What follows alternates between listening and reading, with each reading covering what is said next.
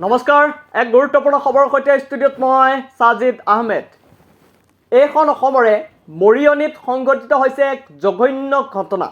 এক জঘন্য কাণ্ড পোহৰলৈ আহিছে নিজ পিতৃৰ বিৰুদ্ধে 12 বছৰীয়া কিশোৰীক ধৰ্ষণ কৰাৰ অভিযোগ উত্থাপন হৈছে আৰু এই জঘন্য ঘটনা এই জঘন্য কাণ্ড সংঘটিত হৈছে মৰিয়নিত এক জঘন্য কাণ্ড সংঘটিত হৈছে নিজ পিতৃৰ বিৰুদ্ধে 12 বছৰীয়া কিশোৰীক ধৰ্ষণ কৰাৰ অভিযোগত এজাহাৰ দাখিল কৰা হৈছে আমি খবৰটো বিস্তৃত ওপৰত জনাইছো যোৰহাট জিলাৰ মৰিয়নিত এক জঘন্য কাণ্ড পোহৰলৈ আহিছে নিজ পিতৃৰ বিৰুদ্ধে 12 বছৰীয়া কিশোৰীক ধৰ্ষণ কৰাৰ অভিযোগ উত্থাপন হৈছে আৰু এই অভিযোগত এজাহাৰ দাখিল কৰা হৈছে অভিযোগ অনুসৰি এমাহ ধৰি নিজ গৃহতে পিতৃৰ দ্বাৰা ধৰ্ষণৰ বলি হৈ আহিছিল এগৰাকী দুৰ্ভগীয়া কিশোৰী জঘন্য ঘটনা পোহৰলৈ আহিছে নিজ গৃহতে পিতৃৰ দ্বাৰা ধৰ্ষণৰ বলি হৈ আহিছিল দুৰ্ভগীয়া কিশোৰীগৰাকী আৰু কিশোৰীগৰাকীৰ মাতৃয়ে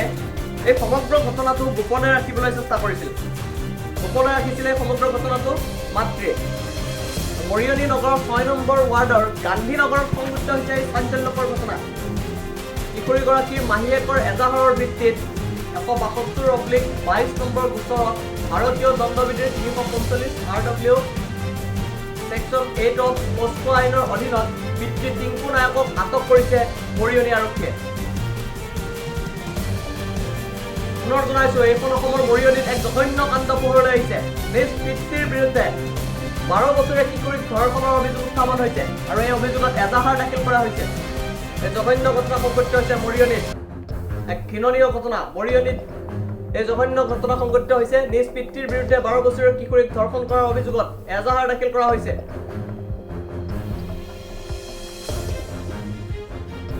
নিজ পিতৃৰ বিৰুদ্ধে 12 বছৰীয়া কিশোৰীক ধৰ্ষণ কৰাৰ অভিযোগ উত্থাপন হৈছে অভিযোগ অনুসৰি এমাহ ধৰি নিজ গৃহতে পিতৃৰ দ্বাৰা ধৰ্ষণৰ বলি হৈ আহিছিল দুৰ্ভগীয়া কিশোৰীগৰাকী আৰু এই সম্পূৰ্ণ ঘটনাটো কিশোৰীগৰাকীৰ মাতৃয়ে গোপনে ৰাখিছিল মৰিয়নি নগৰৰ 6 নম্বৰ ৱাৰ্ডৰ গান্ধী নগৰত সংঘটিত হৈছে এই জঘন্য ঘটনা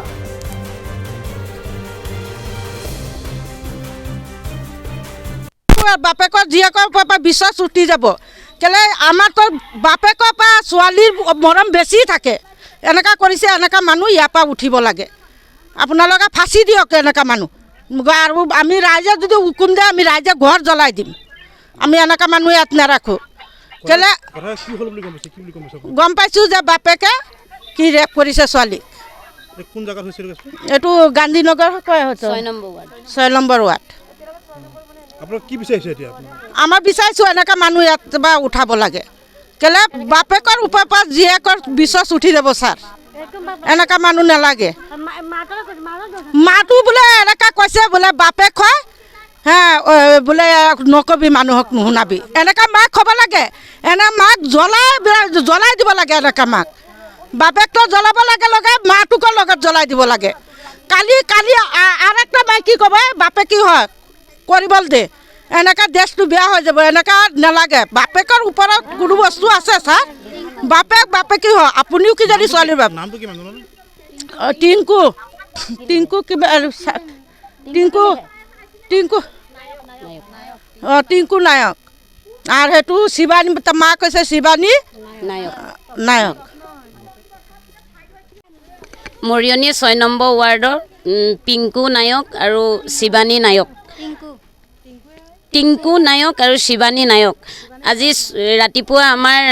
গান্ধীনগৰৰ মোৰ এগৰাকীয়ে গৈ ক'লেগৈ যে এনেকুৱা ছোৱালীজনী নিজৰ ৰেপ কৰিছে মানে নিজৰ দেউতাকে টিংকুৱে নিজৰ জীয়েকক ৰেপ কৰিছে আৰু তেতিয়া মানে মাকক জীয়েকে আজি 1 মাহ হ'ল ৰেপ কৰি থকা মাকক যেতিয়া কয় ছোৱালীজনীয়ে যে নকবি নিজৰে দেউতা নহয় জানো এনেকৈ ক'লত তাই আজি উপায় নাপায় কালি মানে একো ব্যৱস্থা নোলোৱা কাৰণে মাকে নিজৰ মাহীয়েকক কালি ক'লে আবেলি আৰু তাহাঁতে কালিয়ে গৈছে থানালৈ আৰু আজি ৰাতিপুৱা সহিব নোৱাৰি মানে মাহীয়েকে আৰু ভাগিনীয়েক চিধা ৰাতিপুৱা থানালৈ গৈছে আৰু ৰাতিপুৱা শুনিছোঁ চিধা আহিছিলোঁ এবাৰ তথাপিতো 12 বছৰ 12 বছৰীয়া ছোৱালীজনী যেতিয়া নিজৰ দেউতাকে ৰেপ কৰিছে আৰু কাইলৈ আৰু এজনী 6 বছৰীয়া ছোৱালী এজনী আছে সেই ছোৱালীজনীও ৰেপ কৰিব আৰু উঠি অহা প্ৰজন্মৰ কালিলৈ আমাৰ ছোৱালীলৈ সি আৰু আখেজ লৈ ল'ব টিংকু নায়ক গ্ৰেপ্তাৰ কৰিলে শুনিছোঁ, দেখা নাই, কিন্তু অতি সোনকালে বিহিত ব্যৱস্থা কৰিব লাগে। নহ'লে যদি প্ৰশাসনে যদি নোৱাৰে তেতিয়া আমাৰ জনতাকে দিয়ক, আমি জনতাই কি ব্যৱস্থা ল'ব লাগে তেতিয়া আমি ল'ম।